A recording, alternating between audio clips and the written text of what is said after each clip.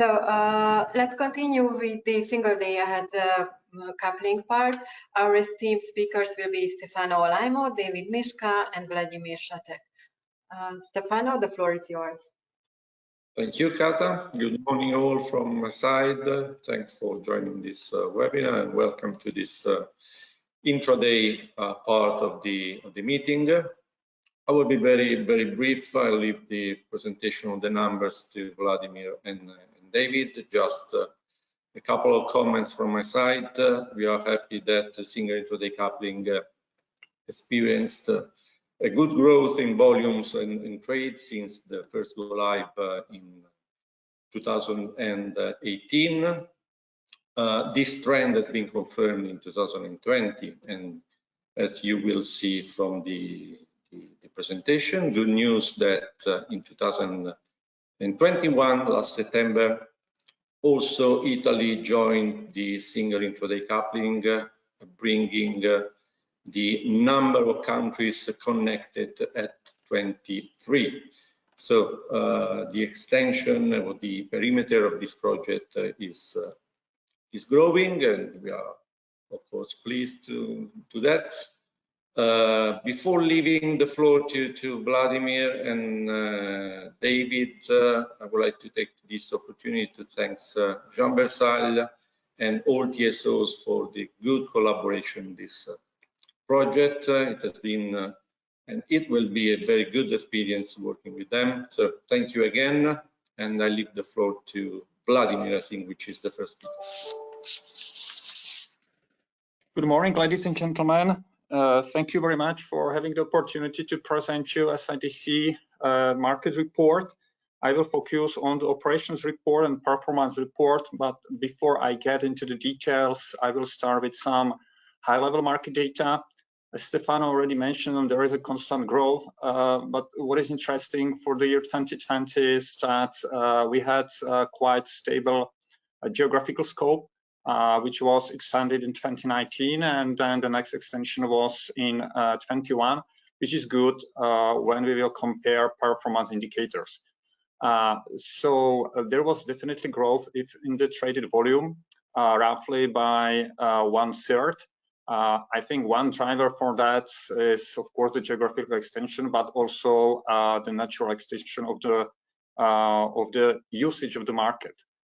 With regard to the prices, I think the logic says that the highest trading prices are in the last hour, and that was confirmed in the market. So if you look into detail of the prices, if we go to the next slide, please. So we can see that the prices somehow resemble the situation in SDAC. So of course, there is not a goal to achieve one price per all countries, per all delivery areas. That would imply that there are no grid limitations, but this is not the world that we are living in. So logically, the lowest prices are in the Nordics, and going down to the south, the prices are increasing, and the highest prices are especially in the east and especially in Poland. With regard to the traded volume, there is some kind of natural growth if we move to the second half of 2020. So we can see that there are higher daily volumes. And if we look for the months with the highest volume is December, where the topmost volume was reached, which goes over 442 gigawatts. So that's very interesting. That's on the high level information. And let's move to the operation report. And operations reports, next slide, please. I would like to focus on two items, on the CRs which were implemented, and also on the stability and robustness of the system, if I may use these terms. So we go to the next slide, which is a focus on the changes which were implemented in 2020. Kata, please, next slide. So there were roughly 20 CRs or more implemented. Some of the CRs were quite important because there were new orders which are implemented, and this is very positive for the trading because it ensures that there is better interconnection and the traders have a better opportunity to pass the energy from one area to another area. So I think this is very positive. What is also very positive that we finalize the implementation of the multi-NEMO in Poland and also in the Nordic delivery areas. So I think these are important milestones. Let's look into the stability and robustness, which is the next slide. That's something similar what you've seen in SDAC. I think in contrary to SDAC, SIDC can say that we have minimized the number of incidents. So it is slow minimization. I think it's important to minimize these incidents. What is utmost important here is the number of the critical incidents. So the critical incident is incident which may lead in the situation that the trading is put on hold. And this is very important and very critical for the market participants. There's also another difference between SDAC and SIDC. SDAC is auction trading. So in case of incidents, there is a time where you can resolve something and it doesn't have to impact the market. In the continuous trading, if there is something and you need to put on hold trading, then it's immediately visible to the market. So from this perspective, I think the year 2020 was quite successful because we had only 3 incidents which had a direct impact on the market participants. So I think that's a very positive message. Let me now move to the performance monitoring report. So in the performance monitoring report, we are focused on indicators from various perspectives. For many indicators, the important value is average value, but we also need to see the borders of the interval if we are working with those indicators, because sometimes it means that on average something is good, but then we are suffering in the certain peak situations. So let's move to the next slides. And I think we all somehow understand that SIDC is optimum for implicit trading. But there is a functionality which also supports explicit trading. This is set up on 2 borders, so it's limited, but it's also important. We can see here that there was drop in the average utilization of the explicit capacity allocation request, which may say, okay, we save some performance, but on the other hand, we see that there is a huge difference between the average and max situation, so peak situation. And the system must be always constructed in the way that it will handle the peaks. If we go to the implicit trading, which is in the next slide, then I think we have nice comparison between years 2018, 19, and 20. Kata, please, next slide. And we can clearly observe growth in the executed orders and also in trades. This is too much, please, 1 slide back. Yeah, here we go. Thank you. And this is very interesting because you can see that a number of executed orders in the year 2020 increased by more than 100%. Similarly, it was for trades, maybe a little less, but there was huge increase in the trading, in the activity. And that usually means a huge impact on the performance. On the other hand, when you look at the indicators which are related to the processing time of the order execution and processing time of the trades, these are much faster than in the year 2019. And this is due to the fact that at the end of 2019, we implemented performance optimization, which is very efficient.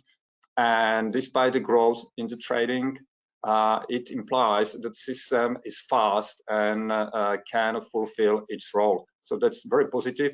Of course, this is something that we're working on, and next steps will be addressed by David Myska in the next part. Let's move on. If you look on the rate of the executed orders per day, so here we have very interesting comparison, because when we say that at the end of 2019 there was a geographical extension, which most probably increase the growth of the trading in the market. This is not the fact, because if you see December 2019 and then January, February, and March 2020, there is not much of the difference. But you can see that in the second half of the year 2020, there is a huge increase, which of course has impact on the performance and on everything that we need to deal with. So I would say that the growth is rather natural here than given by the geographical extension. So that's a good example. I think another important point for the market participants, if you go to the next slide, is how the trading takes place in terms of volume matched before the delivery. And this is very interesting. So the chart shows here that in principle the year 2020 was similar to 2019 with small difference that market participants tried to close their trades a little bit sooner than it was in 2020 than it was in 2019. And the very last slide, which I would like to present to you, it's on the imports and exports. So that's a very interesting slide, especially in the comparison with the first slide or second slide where we presented market prices. So that's very interesting. You can see that usually the countries where the prices are high are importing countries, which is definitely true for Poland and also for Romania, but we can also see that there are some countries for which are importing countries, and despite that fact, the prices may be lower than the prices in the Eastern Europe. So that's in a nutshell the key information message for the operational report and performance report. Thank you for your attention, and I provide floor to David Myska. Thank you, Vladimir. Also from my side, good morning. So I will take you through the scalability report and research and development report. Regarding scalability report, as was already mentioned for SDAC, of course, the main aim of this report or this monitoring is to ensure that the system would be able to accommodate future needs.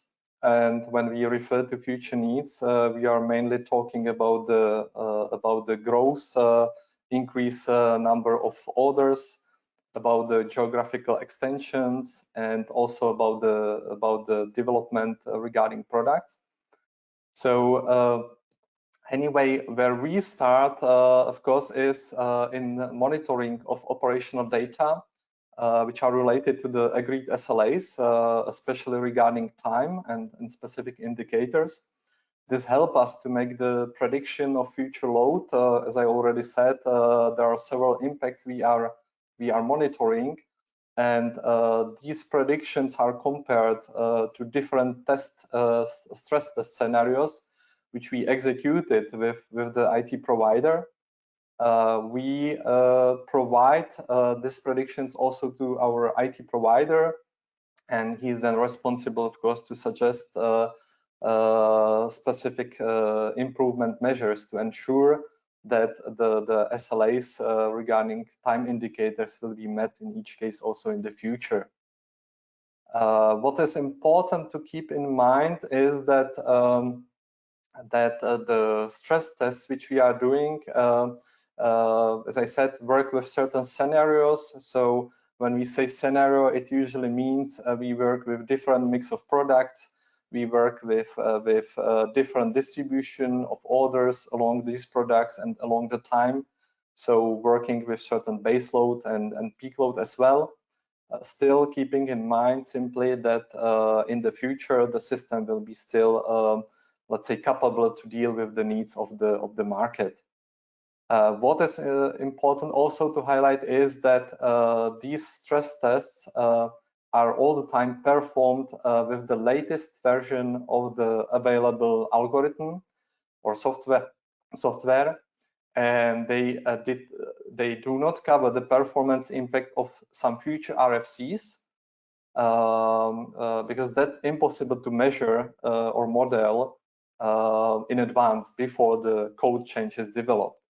We can have, of course, certain indications regarding or expectations regarding impact of specific RFC, and then we are addressing these expectations via proof of concept, either a bit on theoretical level or even with use of some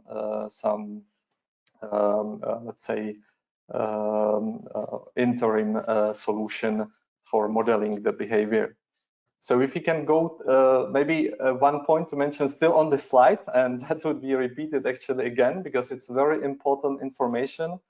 Vladimir before mentioned in the performance report what are the important, let's say, performance indicator we are monitoring. One of them is the time for execution of an order. And what is highlighted here is that the time measured in reality for 2020 was faster by more than 50% in comparison to the previous years. So one of the let's say reasons to do this realistic test or stress test scenarios is to identify, of course, and ensure that we have some measures to be used when we need to improve the performance. But we can go now to the next slide, and there I would mention, Kata, can we go to the next slide?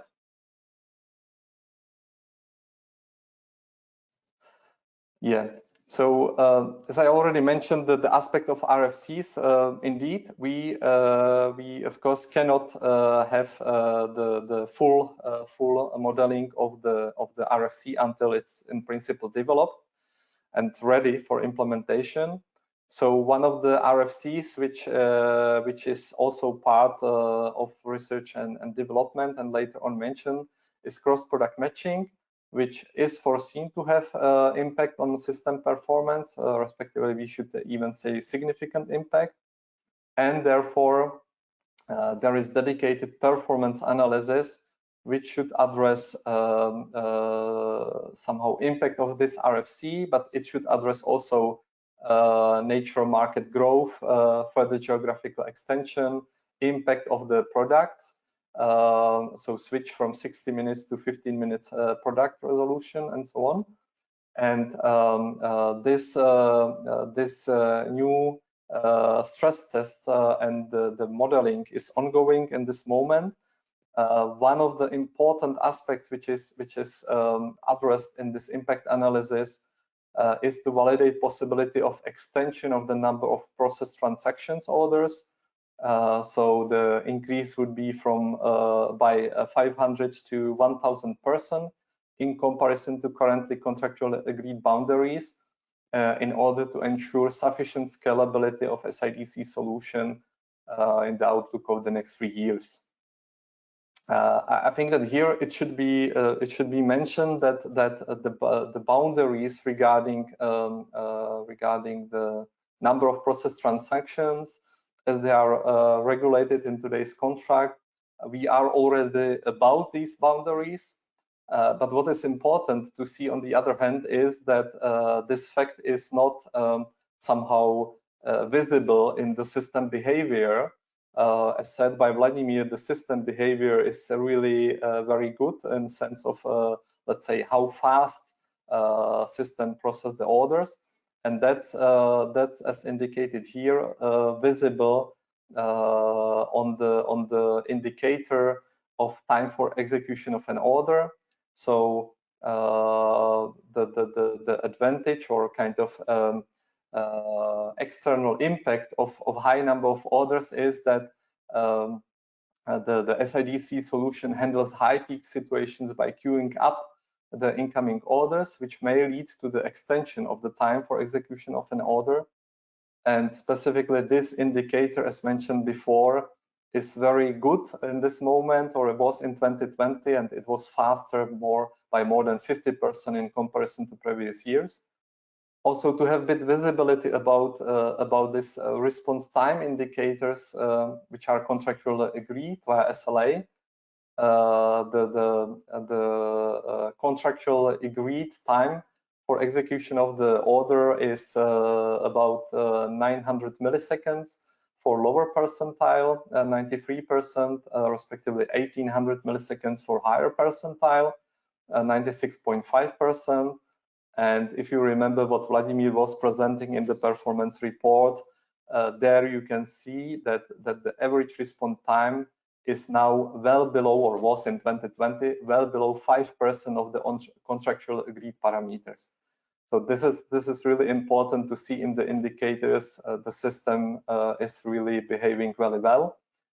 The ongoing impact analysis in combination with the average response times ensures that the scalability of SIDC solution from short-term and long-term point of view is then on the safe side and ensured. So part of the scalability report is also a list of RFCs roadmap with indication of go live period for specific RFCs. Here it should be highlighted that the go live period may of course be subject to revision, reflecting prioritization process which considers the regulatory, technical and commercial aspects of RFCs, and it introduces kind of planning flexibility. So if we can go to the next slide, I would just shortly highlight the RFCs which might be interesting from market point of view or NRA's point of view. So that's the activation of CCP shipper for EPEX ECC in Poland. Then products extensions, we said there is going on the switch from 60 minutes to 15 minutes resolution products in number of areas and for number of borders. So from long-term point of view, you can see here especially the switch of Nordic interconnectors and bidding zones in Q2 2023. There were some switches already during this year, like for Romania and Hungarian border. Then geographical extensions, we already heard about successful go live of Italian northern borders. In front of us is in principle only Greece, Italy, Greece, Bulgaria, and the Slovak interconnectors, where the go live is expected according to actual plans in Q4 2022. So of course the dates here show, let's say, the information which was included to the annual report some time ago. And there is also network topology building up or bringing into life the Hungarian-Slovenian interconnector. If we go to the next slide. Yeah, I think that we already tackled the product matching as the cross-product matching as the important RFC with impact to performance and intraday auctions, flow-based support. All these are part of R&D, so we will come back to them. Regarding the performance analysis and optimization, RTS4, the analysis in principle is completed, and there is a discussion recently about the measures which would be implemented based on this analysis. We can compare it a bit to that what was mentioned for SDAC as hardware reinforcement, which are considered, or some possibility of parallelization of computation, which would be enabled. So all these measures are now under the discussion, and will be decided which of them will be used in short term and which of them in long term to simply ensure the system capability to handle all the performance requirements. And usability improvements. There is of course number of RFCs which are not mentioned in detail because they are just for interest of the parties, and losses which are also part of R&D. So if we go to the next slide. Yeah, so regarding R&D, we have major future changes on the table. That's shipping enduring solution, intraday auctions, losses, cross-product matching, and flow-based allocation.